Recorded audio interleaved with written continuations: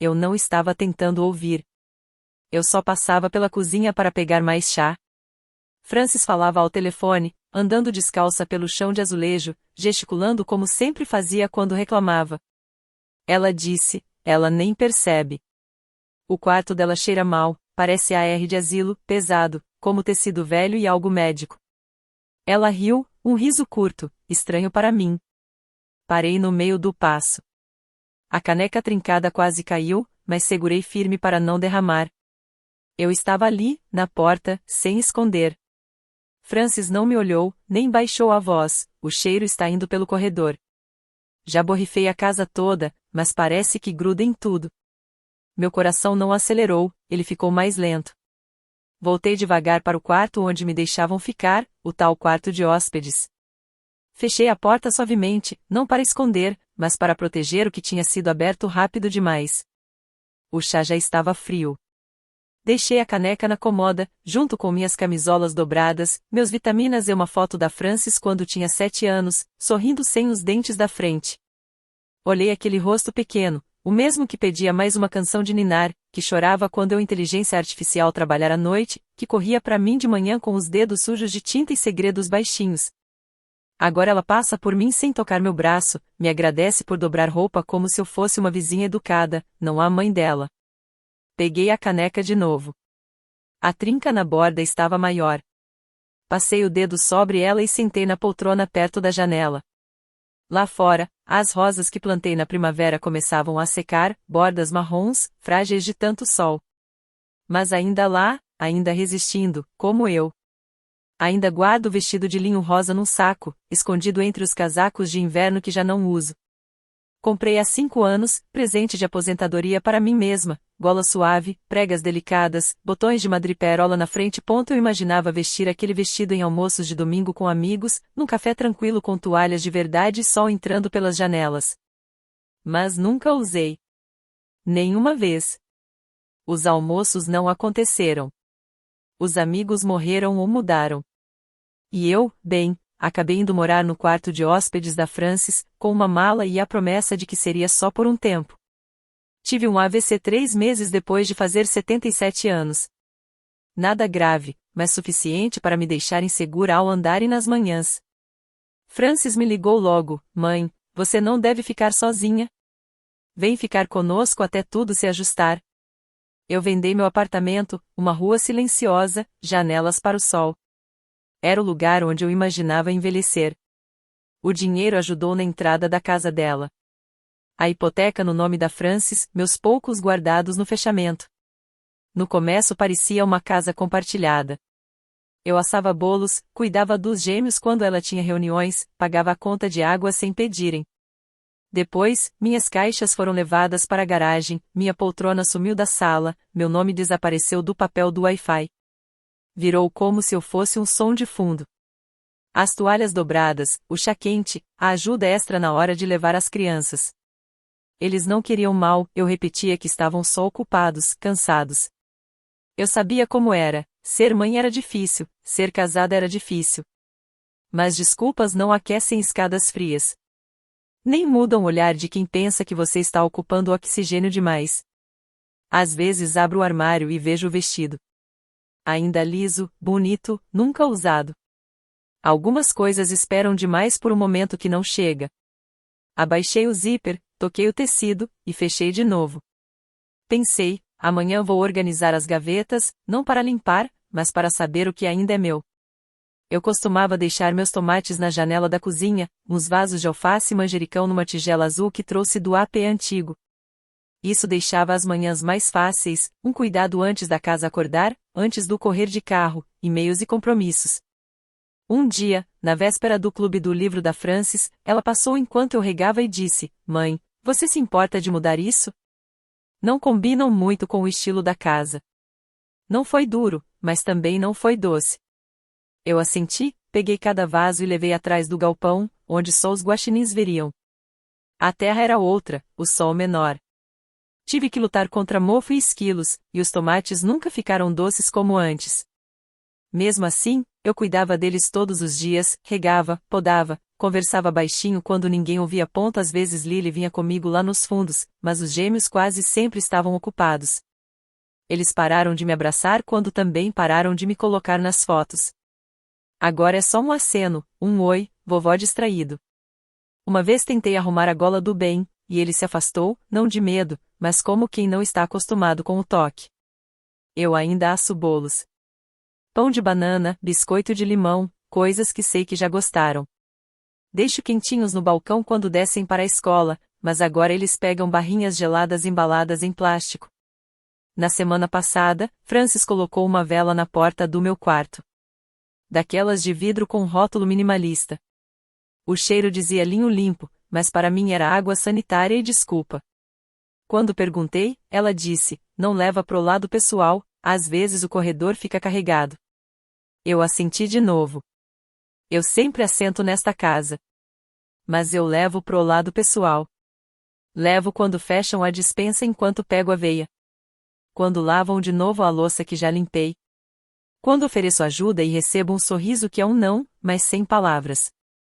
Os tomates estão morrendo, penso. Mas na primavera planto de novo, talvez em outro lugar. Naquela noite abri a gaveta ao lado da cama e peguei um envelope escrito título, Propriedade Vítlo. Não olhava para ele há um ano, mas ainda estava no meu nome, cada página. Fui ao escritório pegar selos. Francis disse que guardava na gaveta do meio, debaixo do papel da impressora. Abri sem pensar, mas um pasta-vinho me chamou a atenção. Estava escrita à mão, planejamento sucessório. Eu sabia que não deveria mexer, mas algo em mim, instinto ou cansaço, disse que não era algo para ignorar. Puxei a pasta, sentei na beira da mesa. Na primeira página, minha apólice de seguro de vida, toda marcada e circulada. Expira 2028, confirmar pagamento, verificar beneficiário. Depois, vários panfletos de casas de repouso, fotos bonitas, salões modernos, residentes sorridentes. Numa página havia um bilhete, cuidado intermediário, boa reputação, perguntar sobre conversão Medicaid. Continuei folheando. Encontrei meu testamento impresso, o mesmo que atualizei depois do AVC. A assinatura era minha, mas as anotações não. Valor da propriedade 470 mil, benefícios de aposentadoria restantes. E de novo, na letra de Francis, ao lado da minha poupança, precisaremos de acesso se o quadro médico piorar. Fiquei ali muito tempo. Não com raiva. Só vazia. Eu respirei fundo, fui até meu quarto, peguei uma pasta do fundo da caixa de documentos e escrevi com caneta preta, quando esquecerem que eu ainda estou viva. Copiei tudo, os panfletos, o testamento com anotações, as notas do seguro. Não enfrentei a Francis, não adiantava. Se ela achava normal planejar onde eu seria guardada, não iria começar a perguntar onde eu queria ficar. Escondi a pasta debaixo da cama, entre uma caixa de lenços e uma lata com cartões de aniversário. Peguei minha caneca de chá e fui à cozinha. Fervi a água, sexta o vapor subir devagar. Sentei perto da janela e olhei o sol descendo no telhado da casa que ainda estava legalmente no meu nome. Passei 2 anos tentando pertencer aqui de novo. Mas talvez não fosse sobre voltar. Talvez fosse sobre aprender a sair da maneira certa. Lembrei da Grace Morrison, que falava sempre da cooperativa antes do câncer voltar, antes das internações, antes de ela sumir de vez. Ela dizia que não era um lugar para esperar a morte, era um lugar para viver do jeito que a gente queria, sem ser julgada pelas tarefas que conseguia fazer ou pela capacidade de não atrapalhar. Ficava perto da estrada, escondida atrás de árvores altas e uma cerca amarela. Eram 10 casinhas, cada uma com varanda e um canteiro do tamanho de uma mesa de jantar. Na recepção, uma mulher me recebeu como se já me esperasse. O nome dela era Margot. Óculos azuis, sem maquiagem, e não me olhou como um número. Ela disse, pode passear pelo salão comum. Não tem pressa. Sexta, um grupo de mulheres jogando Scrabble, um homem lendo perto da lareira. O ar cheirava a lavanda de verdade, não uma vela imitando. Lá fora, havia tomateiros com barbante, alecrim em vasos. Numa prateleira, pincéis, sementes e luva de jardim. Eu não pedi um panfleto. Eu pedi uma inscrição. Margot me deu uma e disse baixo, tem um apartamento acabando de ficar disponível.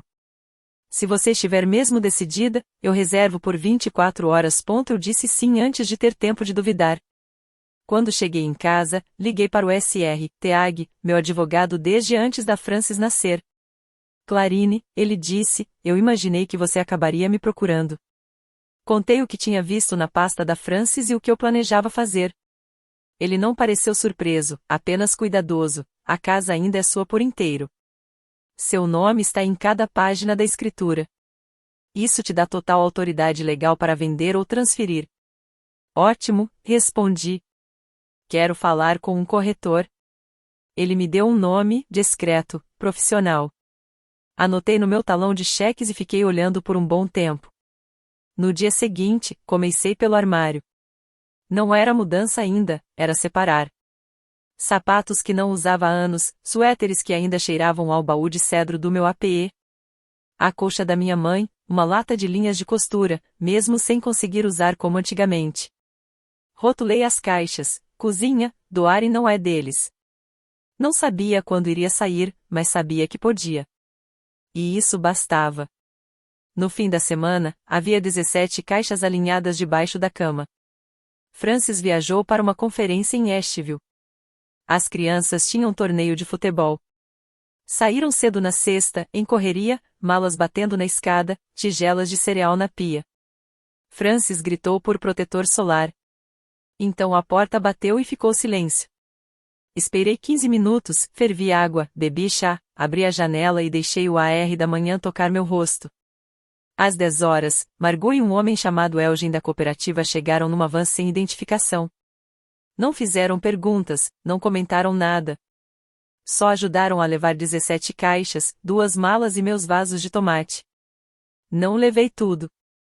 Só o que importava, a colcha, a foto da Frances aos 7 anos, o vestido rosa, minha Bíblia e uma caixa de cartas de quem me lembrava antes de eu virar papel de parede. Limpei o balcão da cozinha, arrumei as canecas, fechei os armários. Sabia que Frances odeia coisas fora do lugar. Deixei um bilhete dobrado no centro, a casa foi vendida. Vocês têm 30 dias para mudar. Por favor, não me liguem. Não assinei, só deixei minha letra. Então fui até a porta da frente. Levava a caneca numa mão, as luvas de jardim na outra. O sol batia suave no gramado. O mesmo gramado que eu mesma cortava antes da artrite mudar meu jeito de segurar. Eu não olhei para trás nenhuma vez. Margot abriu a porta do carona para mim. Entrei, soltei o ar e sexta a casa sumir pelo retrovisor. Ninguém gritou, ninguém sabia que eu já tinha partido. Mas quando eles voltassem, o silêncio seria ensurdecedor. Enquanto isso, eu já estaria guardando a louça bonita num lugar novo, onde as pessoas falavam meu nome como se importassem. Eu arrumava meus livros por cor na estante da cozinha. Quando o primeiro telefone tocou, não o atendi. Na terceira vez, entrou o correio de voz. Logo veio outro, e mais outro. Eu bebia meu chá. A luz entrava pela janela como se esperasse por mim. Aquecida. Margot apareceu com pãezinhos de limão da padaria. Não perguntou nada, só disse, você está mais leve hoje.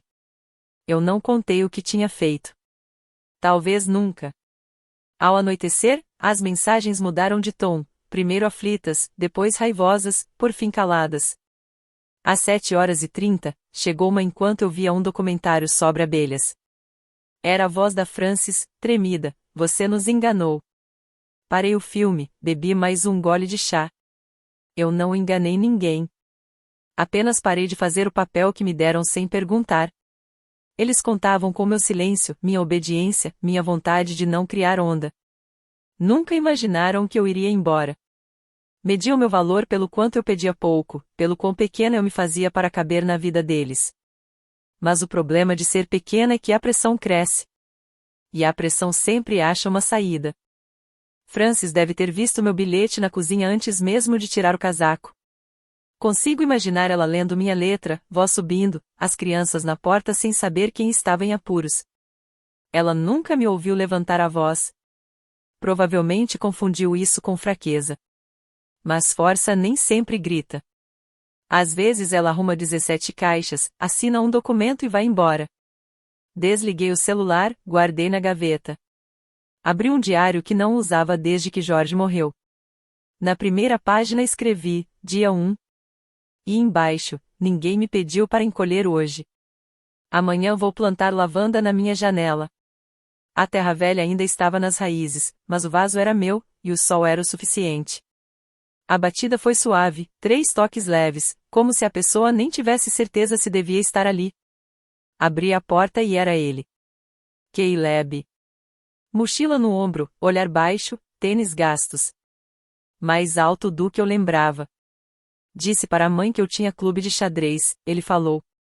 Mas eu só queria ver se você estava bem, ele disse antes que eu pudesse responder.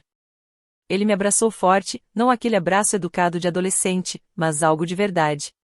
Olhou em volta como se a casa fosse um sonho que nunca deixaram ele ter cheiro a biscoito, ele disse. Pode cheirar, respondi. Se a gente fizer. Ele sorriu.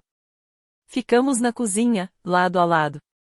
Ele quebrou os ovos errado, derrubou farinha no chão, comeu massa da colher. Eu não corrigi nada. Depois falou baixinho. Você sempre esteve lá, em todos os jogos, em tudo da escola. Eu nunca percebi. Desculpa. Eu não precisava ouvir, mas foi como um carinho depois de meses de pedra. Fiz 2 copos de leite e coloquei a forma de biscoitos quentes na mesa. Conversamos de coisas simples, a aula de arte, uma piada de ciências, uma menina chamada Gena que desenhava lobos. Ele ria com o rosto todo, como não fazia faz tempo. Ficou 2 horas e, ao sair, pegou outro biscoito e guardou no bolso do moletom. Antes de ir, perguntou, posso voltar semana que vem? Sempre, respondi. Mas só se você quiser. Ele fez que sim, com um olhar de promessa silenciosa, e foi embora pelo caminho. Fechei a porta. A cozinha ainda cheirava a baunilha e açúcar mascavo, e pela primeira vez em anos eu não me senti um fantasma na vida de alguém. Me senti alguém que vale a pena visitar. Minha lavanda floresceu cedo este ano. Talvez fosse a nova terra. Talvez fosse o silêncio das manhãs. Abri as cortinas do solário, sentei na poltrona com meu chá e uma caneta. Às vezes eu escrevia no diário, às vezes desenhava, às vezes só ficava sentada. Os vizinhos acenavam quando passavam. Margot trouxe uma muda de manjericão. Harold, da casa ao lado, me emprestou um romance policial cheio de anotações a lápis. No almoço, sentei com pessoas que faziam perguntas e esperavam as respostas. Ninguém me corrigia, ninguém suspirava se eu demorava a terminar um pensamento. Uma tarde entrei numa aula de aquarela no salão. Não pintava desde o colégio, mas minhas mãos lembravam mais do que eu esperava. Minha primeira pintura foi um galho de lavanda numa caneca lascada. Na quinta-feira, penduraram na parede. O telefone tocou.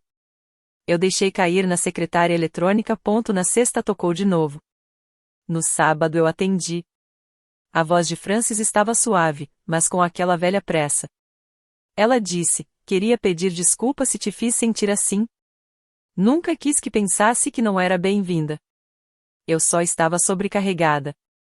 Você podia ter falado comigo. Ficou em silêncio e depois completou, não precisava transformar isso numa declaração. Eu não levantei a voz. Não expliquei os meses tentando me encolher. Não falei das velas na minha porta nem dos folhetos sobre lugares que queriam me apagar. Eu só disse, não estou mais disponível para ser desrespeitada. Coloquei o telefone de lado e fui ver a lavanda. Ela tinha dobrado de tamanho, a cor mais forte que antes. Passei os dedos nas flores e vi uma abelha pousar no galho mais alto sem medo. O ar tinha cheiro de infância, limpo, claro e merecido. Esta casa não era maior que a antiga, mas tinha janelas que deixavam a luz entrar.